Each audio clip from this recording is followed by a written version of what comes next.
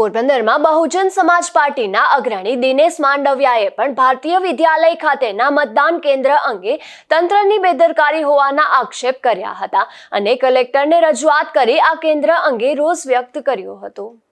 હું દિનેશ રજલાલ માંડવિયા પોરબંદર વહીવટી તંત્ર દ્વારા મમતા ચૂંટણી 2023 સંબંધે વિવિધ મોટા દાવાઓ કરવામાં આવી રહ્યા છે, પરંતુ મતદાન બૂથ ઉપર કોઈ પણ જાતની વ્યવસ્થાઓ હોતી નથી। ખાસ કરીને ભારતીય વિદ્યાલય જે છે ત્યાં મતદાન બૂથની અમે મુલાકાત લેતા અમને જાણવા મળે કે ત્યાં શૌચાલય પણ નથી અને લાઇટની પણ કોઈ વ્યવસ્થા છે એવું જણાતું નથી। આ ઉપરાંત કોઈ ગરડા બુઢા હોય કે એજેબલ વ્યક્તિ હોય તેના માટે રિવોલ્વર તેની વ્યવસ્થા રાખવી પડે તે પણ જણાતી નથી। તેમજ વહીવટી તંત્રના જે પણ દાવા છે તે ખોખરા સાથે થઈ રહ્યા છે એવું સચપણે માનવું છે। પ્રાથમિક સુવિધાઓ પણ આ કેન્દ્રોમાં હોતી નથી।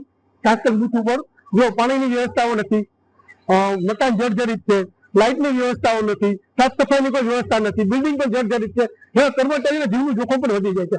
આવી પરિસ્થિતિઓની અંદર અહીંયા લોકો મતદાન કરવા આવી રહ્યા છે તે ખૂબ દુઃખની બાબત છે।